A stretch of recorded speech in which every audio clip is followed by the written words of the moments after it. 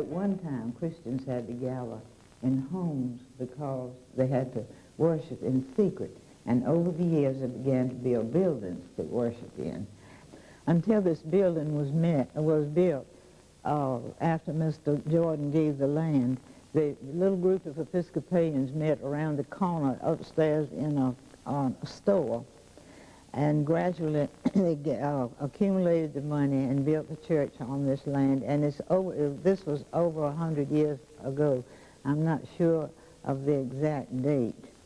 But when we come, the Episcopalians have been gathering here for a long time now, and we come into the narthex. We're greeted by the statue, the beautiful statue of the Good Shepherd. This was carved of lime wood in England, and it was given in memory of Robin Arrington Thorpe by Dr. Jim Thorpe. She was his young wife who died some years ago.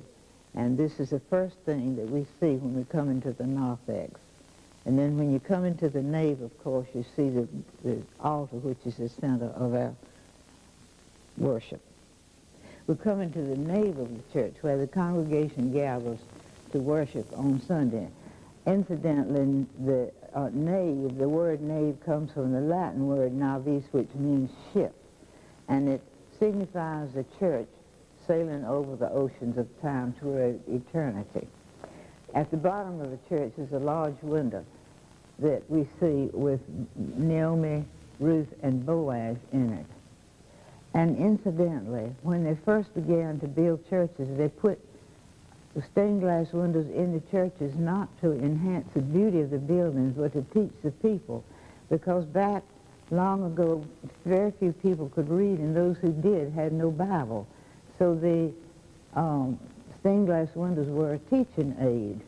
And this is the story of Ruth and Naomi and Boaz. And Ruth was a young widow who did not want to leave her mother-in-law. She refused to go back to her own home.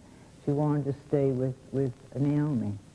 And she did, and made her home there, and later married Boaz, and became ancestress of Jesus Christ.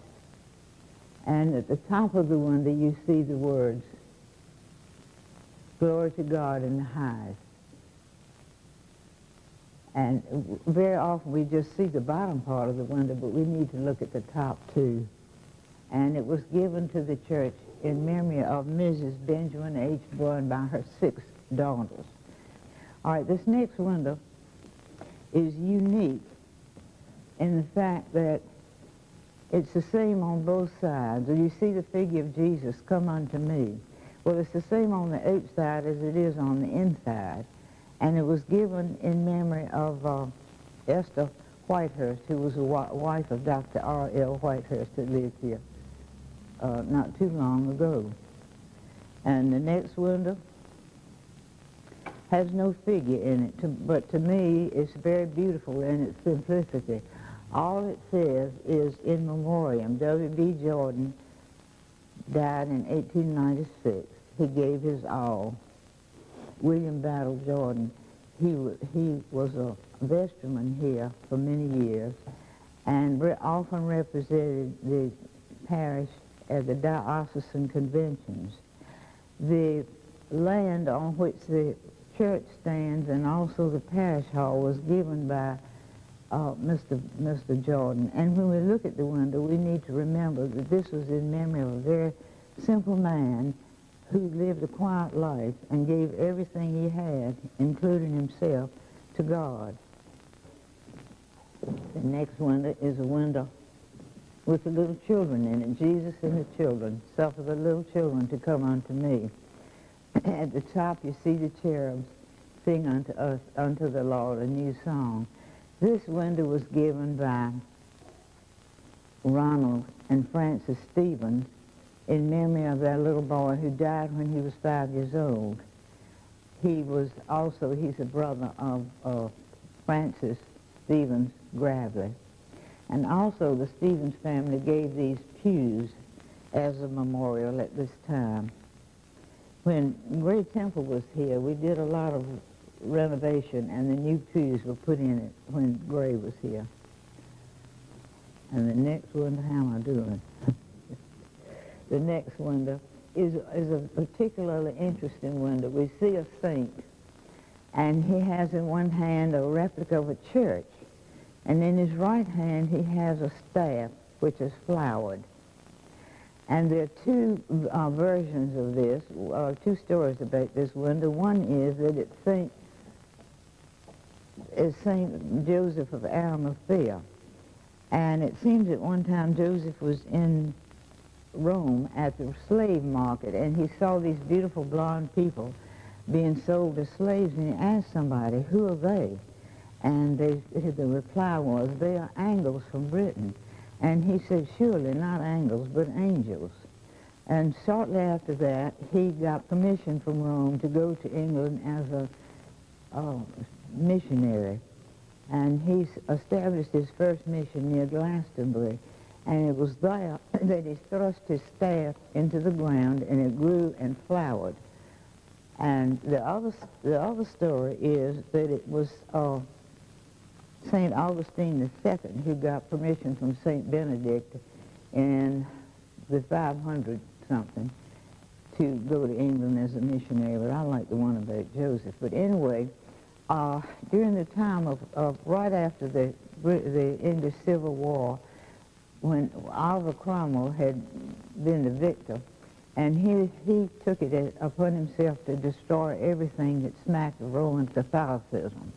He destroyed icons, statues, and many stained glass windows. And another thing that he did was to cut down that thorn bush that had flowered from St. Joseph's staff. But he cut it down to the ground, but the roots lived, and it has come up again, and it flowers, it flourishes until this day. And this window was given in memory of Mr. Thomas H. Battle, who was president of Rocky Mount Mills for many years. He is also the father. He had 3 wives, and his third wife was the mother of Mary Tom Shannon and Martha Mebbin, and also John Mebbin's grandfather. The next window, we see the seed being sown by the shepherd, the saint. You know the story, that some of the seeds fell among stones and were eaten by the birds. Others fell among thorns and were choked out, and then still more fell on rich ground and grew and flourished. And you can see in the background the little city, the little town. And up at the top, they rest from their labors, and their works do follow them. And I believe that these were the T.T. and S.S. Battle were the parents of Mr. Thomas H. Battle. And now we cross over to the other side, to the St. Francis window, St. Francis of Assisi. This window was given in memory of a beloved rector, Francis H. Craighill. And it was given by the women of the church, the Women's Auxiliary. They worked hard to earn the money to have this window put in for Mr. Craighill. They sold pansy plants, they gave turkey dinners, and they gave small donations until they had raised enough money to have this window put in. And it's truly a fitting window for Mr. Craighill, because he was not only an animal lover, but he also was an authority on birds. And every year he used to take part in the bird census that takes place all over the whole United States in December. And this tells you about the migration and the population of the birds. And in fact, from that, Mr. Craighill had a little garden in his backyard, or the backyard of the house where he lived, the backyard of the rectory. He had a little garden, and he grew prize dahlias, and his dahlias often won prizes at both the county and the state fair. I don't know how he had time to do all those things, because he was out in his parish always, and he was much loved and always at the beck and call of his parishioners.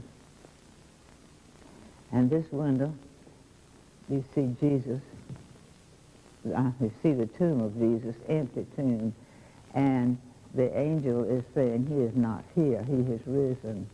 In the background you see the hill, Golgotha, with the 3 empty crosses on it. This window is given in memory of Turner Webster Battle and his son, Joseph Daniel Battle. Joseph Daniel lost his life saving his little brother when the house caught on fire. The house caught on fire one winter and burned to the ground, and Joseph, in saving his brother's life, lost his own. And this window is interesting. This is Moses,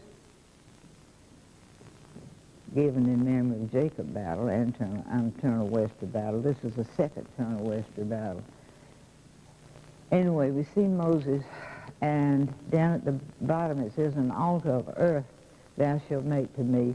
And that is significant because you either made an altar out of earth or out of uncut stone when you made an altar to worship, to offer sacrifices to God, because to use a tool on stone was to defile it. So they had to use either plain stone or an altar of earth. Moses has funny looking, the light coming from his head looks like horns. The light, of course, represents the times when he came down from the mountain after having talked with God. His face shone, and it frightened the Israelites, so he'd wear a veil over his face. And the fact that those things look like horns, that light looks like horns, dates back to the time when St. Jerome translated the Bible from Hebrew into Latin. He mistranslated the word for light as horn. And when Michelangelo was reading that passage about the description of Moses, he read it as horns. And as a consequence, the statue that he sculpted of Moses, which is in Rome, has 2 of the neatest little horns you ever did see. For many years, the congregation had to gather in a little building around the corner on, I guess it's Gay Street. But after Mr. Jordan gave the land to build the church on, then we built the church. And this part of the church right to here was the first part that we had. Then during the time of Mr. Owens, the Reverend Mr. Owens, the rest of it was added. From here, the chancel and the sanctuary was added from this point back to there. And then when, during the tenure of the Reverend Gray Temple, Mr. Rambush came down here. He was a decorator from New York, and somehow or another, one of our parishioners who was quite influential persuaded him to come down here and help refurbish the church. And he was the one that did that lettering up there. Jesus said unto her, I can't see it from here, I am the resurrection and the life. He that believeth in me, though he were dead, yet shall he live. And whosoever liveth and believeth in me shall never die. Believest thou this? And then on the other side, I am the shepherd. The Lord is my shepherd, I shall not want. He maketh me to lie down in green pastures. Mr. Rambush was responsible for doing this lettering around here. And also, you notice the back wall is painted sort of an oxblood red. That's painted. Every one of those fleur-de-lis were put on by hand. They're 24-karat gold. And I stood here one day and watched Mr. Rambush put them, and he did them just like, this. It didn't even have to count, hardly. He did them so fast. And now let's go into the baptistry.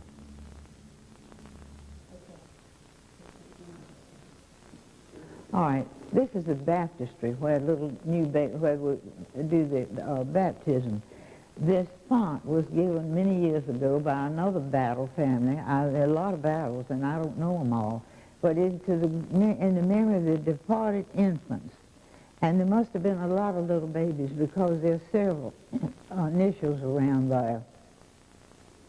The cover on the top was given by, with the little cross, was given by Jane Sproul Jeffries in memory of her little boy that died when he was 18 months old. And Timbo Jeffries was the father of that child and Jane's husband. And at the top of the window, at the top of the, up near the roof, are two special saints. And these women were advocates for children.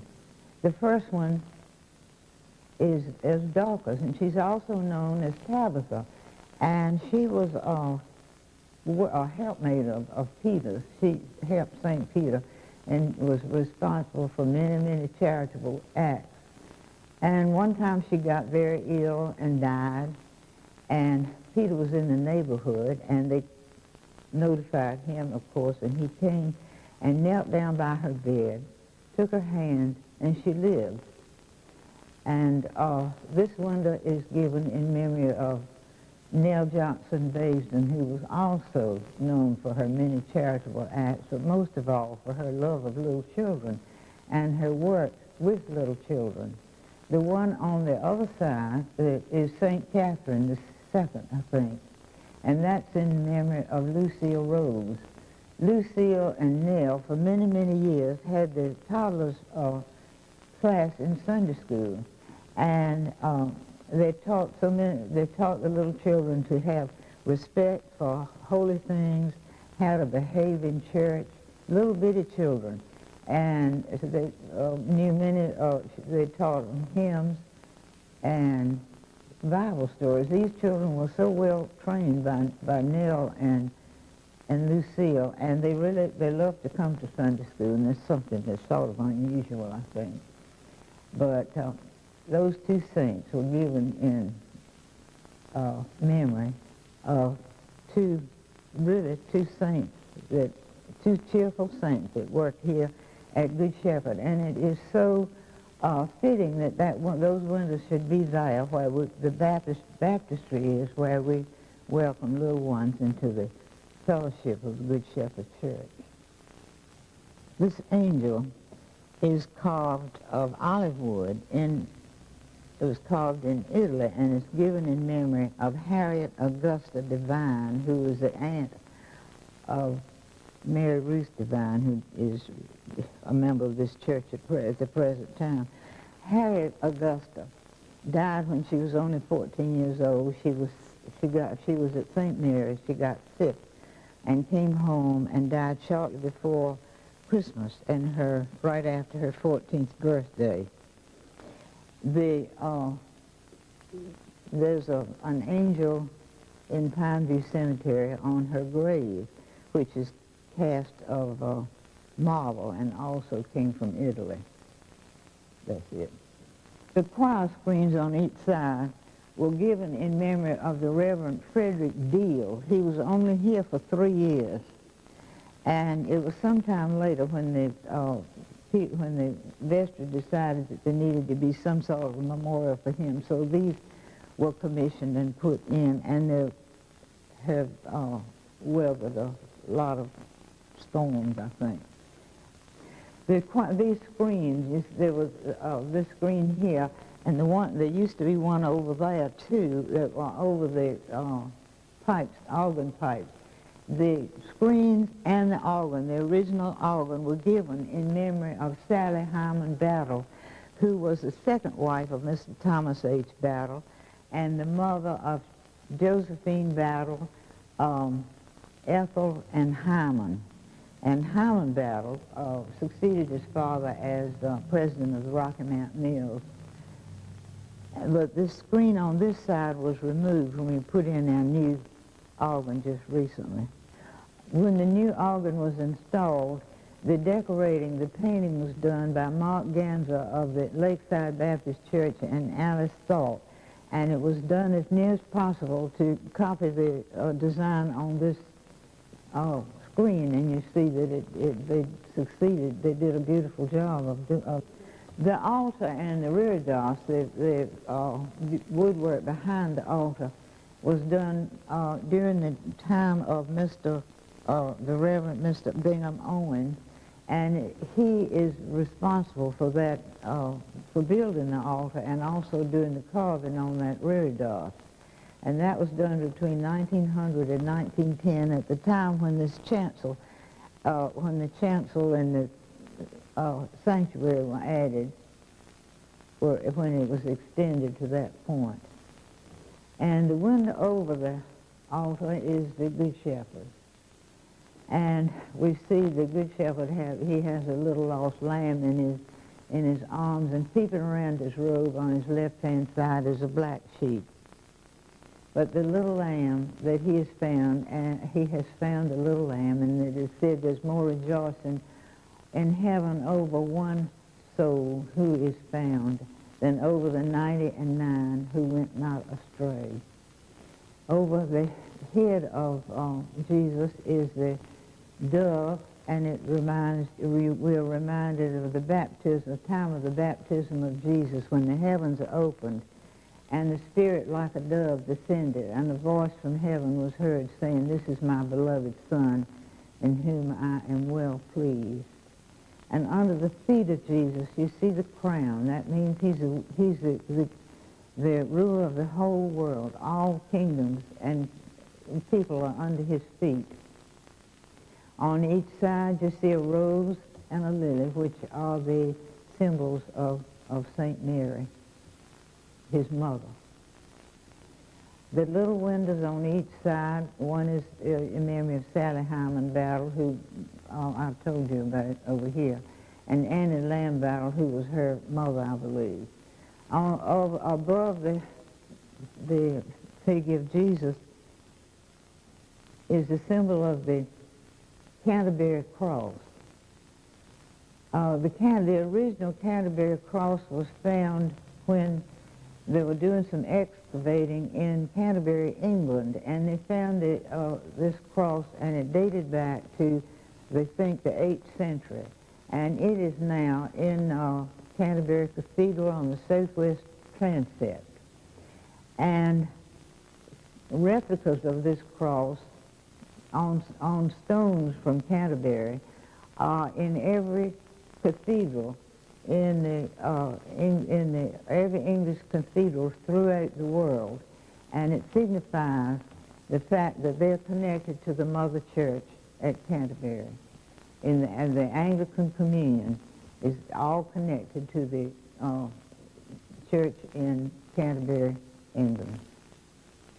And these little windows on each side, these are fairly new windows. This window here is a crucifixion, the story of the crucifixion. You notice they're modern. They're more modern than the others. They're very crowded. And this is the crucifixion, and it was given in memory of Mr. Turner Battle Blunt, who had been the secretary of the Rockingham Mills for 50 years. And he and his wife were very active in the church. And the other side is in memory of Mr. William Coleman Woodard. Now, he's the father of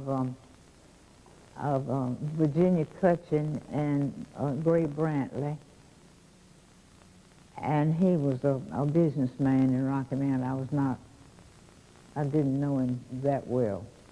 But he was their father and married the youngest Bunn daughter, who gave the window at the bottom of the church.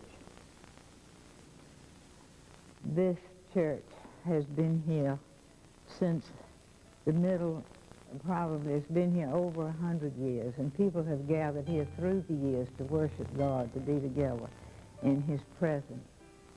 And always the Good Shepherd was like a family. Everybody knew each other, they loved each other, and worked together through the years and worshiped together every Sunday.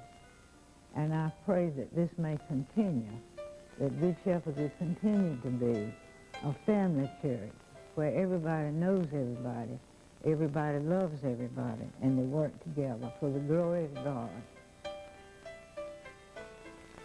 And in thanksgiving for all of his blessings.